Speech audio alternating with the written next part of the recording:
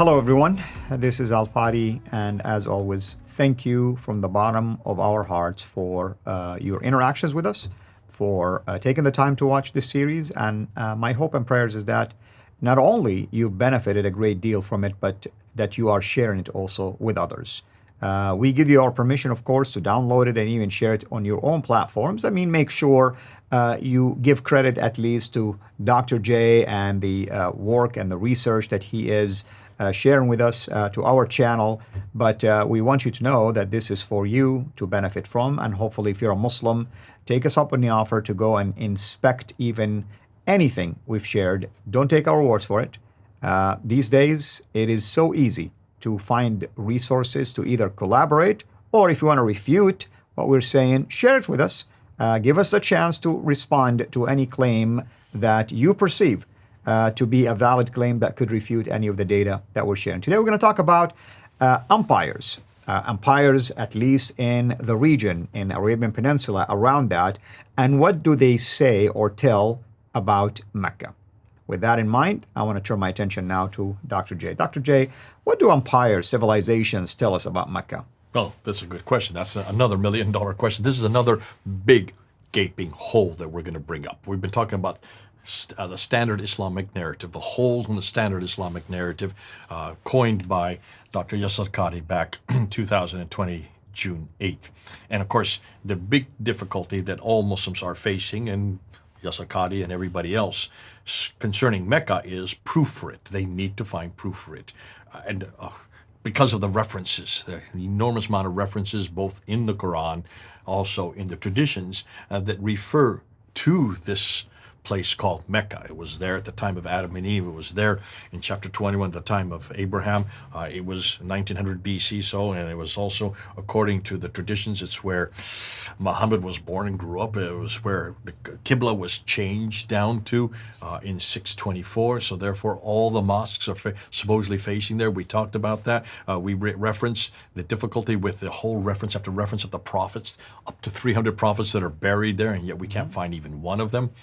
And so we're now going and we're saying, okay, these are plural problems. We've looked at the maps, couldn't find them on any maps at all from the time of Ptolemy in the 2nd century.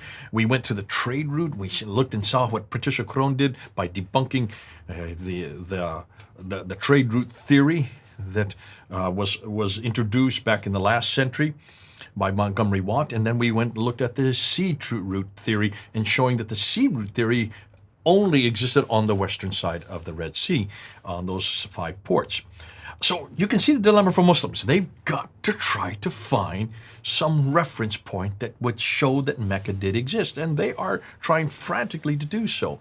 Well, here comes another one, and that is the whole suggestion that if Mecca was there and it was that old and it had been around for that long and it had so much importance and it was controlling all the trade north, south, east, and west. That's what traditions tell us. That's what Muslims tell us. The standard Islamic narrative is very clear that from the north to the south, that means from Gaza down to Yemen, from Egypt all the way over to Syria and Jordan and Iran, all the way to India, all the trade had to go through Mecca. It was a center trade. That's why Muhammad was important. That's why Khadija, who is a trader, was important.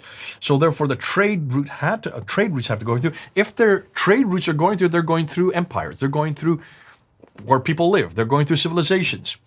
So the next step we need to do in this search for reference to Mecca or its existence is to ask those peoples from these empires. But I don't want to talk about empires that are far away. I just want to look at the empires that are close by. All those empires that were surrounding what is today Mecca. Let's ask those empires what they know about this place called Mecca. Because certainly someone in those empires had trade with them. If you have trade, that means you have contact. If you have contact, it means you write down who you're trading with. You write down the name of the city. You write down the people who are living in that city. You write down references to what you sell in goods. You have to have receipts. And in all those receipts, the name Mecca should be there since it's the center of all this trade, right?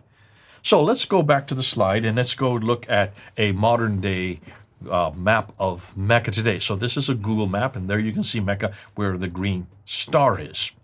And let's ask this question. Was Mecca known? If Mecca was the oldest city in the history of mankind, then someone, somewhere in the areas who are trading with it, surrounding it, should have heard of it, right? Let's look at those and let's ask those empires which were in that area. I'm not looking long way. I want to look at just the ones in that area. And so the first empire I'm going to put up is Saba.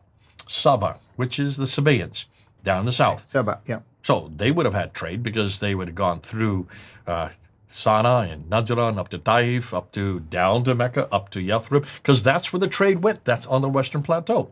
Not one reference. Look at all the Sabaean documents up until the 7th and 8th century. No reference to Mecca. What about Himyar?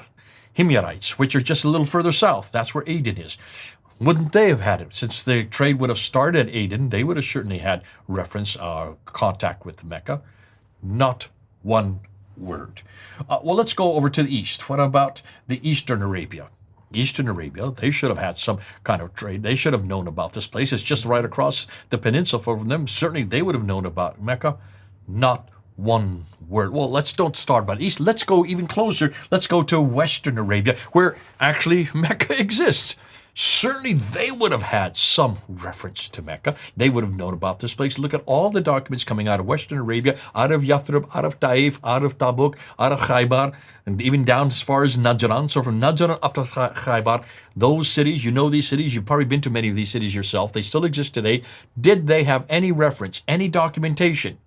Not one word. Let's go further north. Let's go up to the Nabatean area where the patriarchal period or where the patriarchs have. That's even earlier. So we're talking about way back in 1900 BC, 2000 BC. Did they have any reference to Mecca? If this is where Abraham came from, is there any reference to Mecca in Abraham's day from the patriarch himself?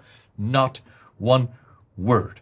So, okay, well, what about the Himyarites, which are just up the coast away from the Himyar? They're coming more later. Is there any reference? Not one word. Well, let's go to the Assyrians. Okay, the Assyrians, way up there in the north. They should have had some reference, any type of contact. Not one contact whatsoever. And then we go to the Babylonians. The Babylonians, we know about the Babylonians. You can hear their references go all the way back to 4th and 5th and 6th century, way back into the 6th and 7th century BC. Certainly they would have known about the Mecca or anything to do that. Nothing. Let's get something a little closer to home. What about Central Western Arabia, where Tema is? Because Tema was also a very important place during that period. Did they have any contact with Mecca? Not one word. And then we're going to go here to the Persian period, the Persian area. So can we see any place there that has any reference to Mecca? Not one word. And then way up to the Roman Empire. The Roman Empire, did they have any contact with Mecca? Not one word. No one had heard of any place called Mecca. Not one of them had heard of Mecca. Just look at that. I mean, just look at the panoply of red circles and also red rectangles. Certainly someone somewhere should have known about Mecca. We can't find any reference. Not one of them had heard of Mecca. Let's just emphasize that point, proving that this is a real problem for Muslims. They've got to do something at this. Now, I've showed this to many people, and I didn't go through all the step by step, just showing this map.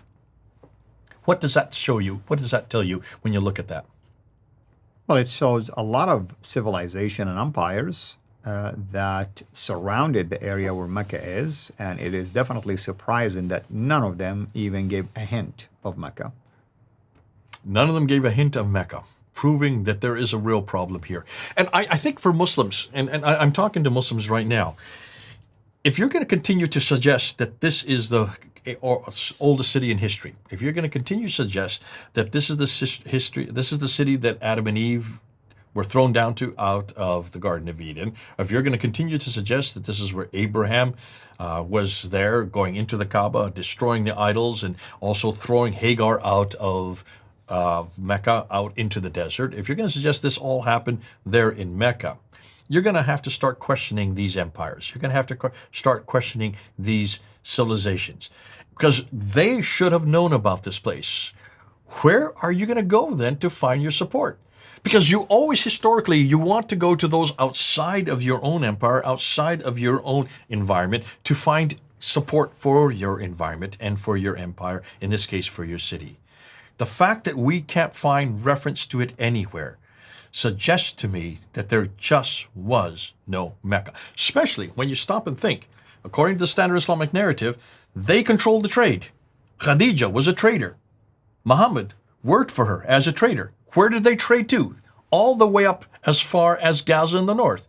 You have reference after reference going up to Gaza, coming back at the Battle of Badr. What those Medinans who were coming back, the Qurayshi tribe, where were they coming from? From Gaza in the north. They were coming back down to Mecca. If they were way up in Gaza, look where Gaza is way up in the Mediterranean, up where Jerusalem is. Right. If they were way up there, and that means everybody up in Gaza should have known about Mecca. Certainly they would have spoken about it. Certainly there would be receipts of their trade. Certainly there would be documentation about this place called Mecca. Right. Not one word. Amen. Thank you so much. And by the way, folks, when you watch this video series, and especially this particular video, certainly we are going to continue with our basically critical assessment of early Islamic history and the standard Islamic narrative. Now, we are hopeful that by the time you get to this video, that more actually videos have been produced to continue this series, because this series will take a large number of videos. This is number 21, just to be specific here.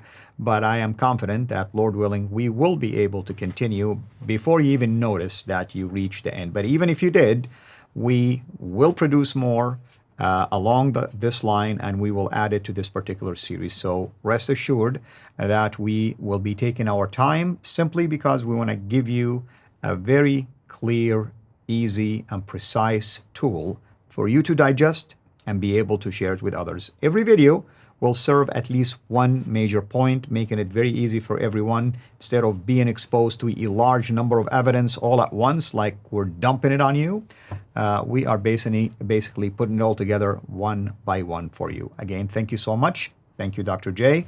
And until next time, have a blessed day. Thank you for watching this video.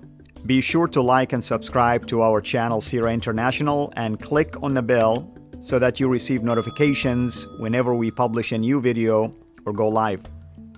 I would also like to appeal to you to consider becoming a Patreon patron by clicking the link right below. By doing so, you can give towards the production of these videos. There are also other options for you where you can give to our channel. I thank you from the bottom of my heart.